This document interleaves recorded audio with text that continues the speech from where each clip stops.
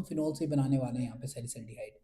तो बेसिकली अगर हम बात करते हैं तो ये यहाँ पे बात कर रहे हैं रीमर टीमैन रिएक्शन की।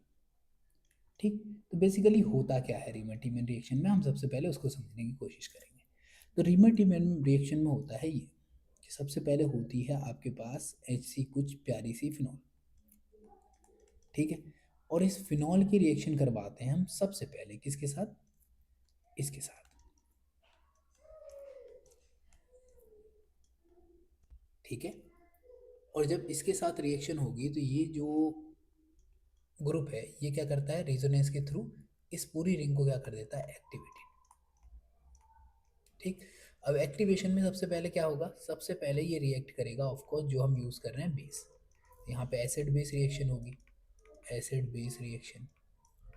ठीक है, तो जब तुम एसिड बेस रिएक्शन करवाओगे इस मीडियम के अंदर, कौन सा है, बेसिक मीडियम, तो तुम्हारे पास बन के क्या आ जाएगा, तुम्हारे पास बन के आएगा सिंपली ये, और वाटर मॉलिक्यूल निकल जाएगा। यहाँ पे वाटर निकल गया है और यहाँ पे बचा क्या है। अब हम सब जानते हैं जो फिनॉक्साइड आयन होता है that is more stable due to resonance. ठीक, और रेजोनेंस भी कैसा है, ये प्लस आर या प्लस एम रेजोनेंस दिखाता है, जिससे यहाँ पर ऑर्थो पोजीशन पर इलेक्ट्रॉन डेंसिटी और पैरा पोजीशन पर इलेक्ट्रॉन डेंसिटी बढ़ जाएगी, जिसकी वजह से ये बॉन्ड टूटेगा यहाँ से और ये यहाँ जाकर अटैक कर देगा। जैसे ये अटैक करेगा यहाँ से एक क्लोरीन बाहर निकल जाएगी और हमारे पास बन के क्या आया, हमारे पास बन के आया कुछ ऐसा। ये बॉन्ड टूटा है, ये सी है, ये एक H था, इस पर एक Cl था और दूसरा Cl था, साथ में एक H और लगा है, और यहाँ पे हमारा वही प्यारा सा ऑक्सीजन और सोडियम। ये बॉन्ड टूट गया। ठीक है, तो इसका मतलब इसने क्या किया है, यहाँ पे एरोमेटिसिटी लॉस, एरोमेटिसिटी लॉस कर दी। ठीक, जैसे एरोमेटिसिटी लॉस करेगी ये बॉन्ड वापस इधर शिफ्ट कर जाएगा और हमको मिलेगा फिर ये। ठीक है, हमको क्या मिल जाएगा, यहाँ पर कुछ ये मिल जाएगा।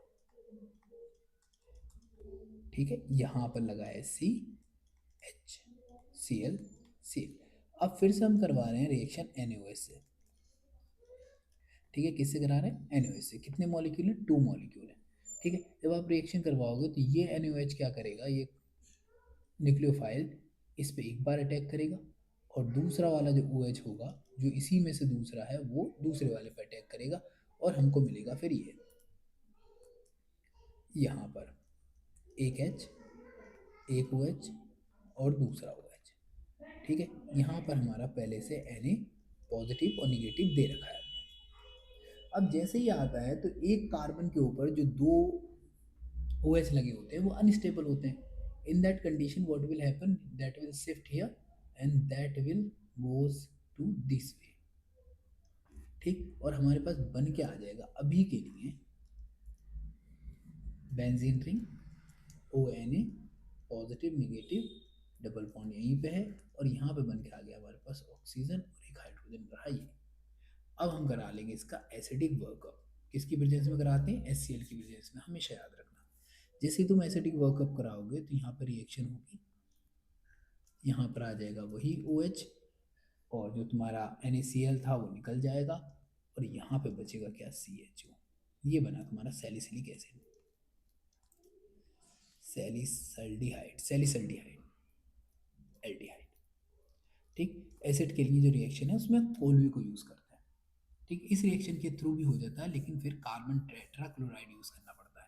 तो क्या ये है, नो भी, ये भी नहीं है, ये भी नहीं है, हमने यूज़ किया था क्लोरोफॉर्म, तो क्लोरोफॉर्म तो ये है, और NaOH तो ये हो गया, ये भी नहीं है। तो दैट्स मीन इस तरीके से तुम चीज़ों को आइडेंटिफाई कर सकते हो। अगर तुम इसके साथ रिएक्शन कराते तो इस कंडीशन में तुम्हारे पास जो बन के आएगा प्रोडक्ट, तो वो प्रोडक्ट जो होगा उसको बोलेंगे हम सैलिसल्डिहाइड।